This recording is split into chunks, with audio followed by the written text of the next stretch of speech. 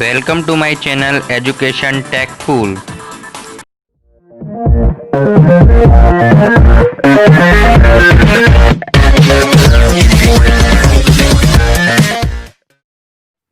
Hello friends, आज मैं आपको कंप्यूटर नेटवर्क आर्किटेक्चर के बारे में पूरा एक्सप्लेन करूंगा।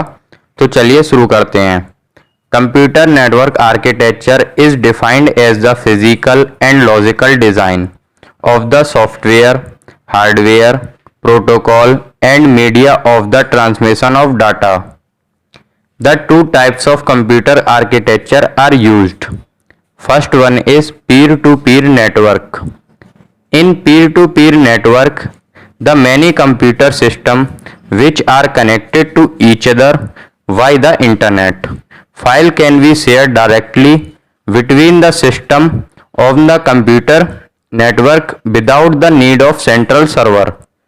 पीर टू पीर नेटवर्क में हम बहुत सारे कंप्यूटर्स को एक साथ कनेक्ट कर सकते हैं by the help of internet.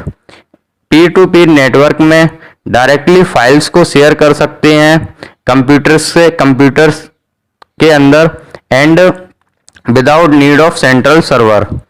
कोई सेंट्रल सर्वर की जरूरत नहीं होती हमको। Peer to peer network is useful for small environments usually up to 10 computers. Peer to peer network को हम स्मॉल इन्वायरमेंट के लिए यूज करते हैं जिसमें ज़्यादा से ज़्यादा 10 कंप्यूटर्स हो सकते हैं। There is no central computer that act as a server, rather all computer act as a server for store the data. Peer to peer network में कोई भी एक कंप्यूटर सर्वर की तरह कार्य नहीं करता है। इसके अंदर सारे कंप्यूटर सर्वर की तरह कार्य करते हैं जो डाटा को स्टोर करते हैं। अब हम आगे चलते हैं। Advantage of peer to peer architecture, it is less costly, ये बहुत सस्ता होता है।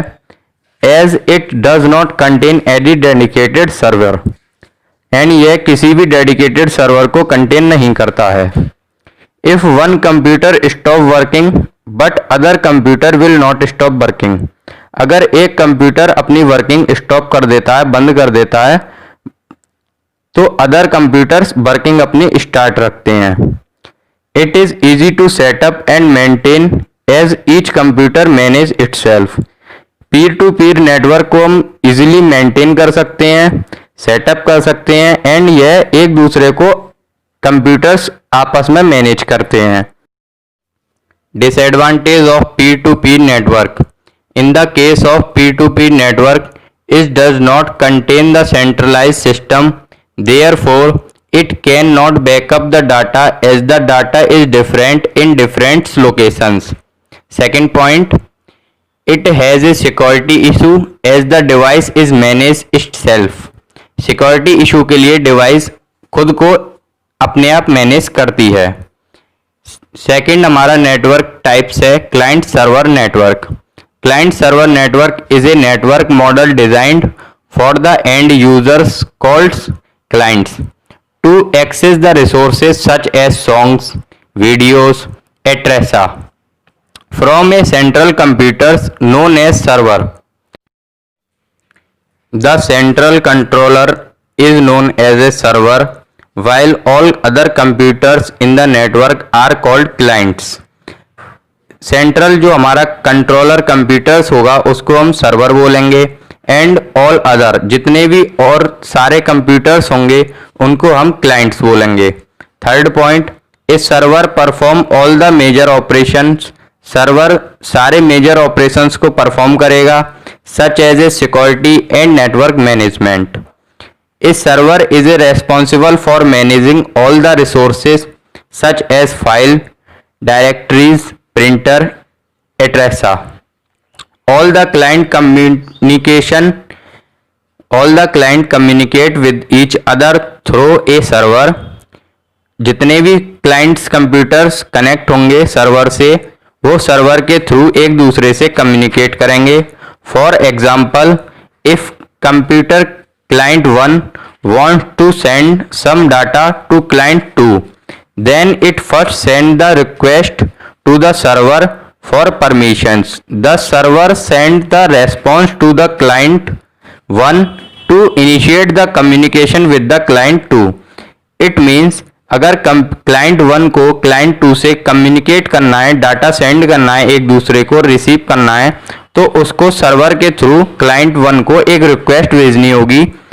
सर्वर उस रिक्वेस्ट को परमिशन देगा, तभी क्लाइंट 1 क्लाइंट 2 से कम्युनिकेट कर पाएगा।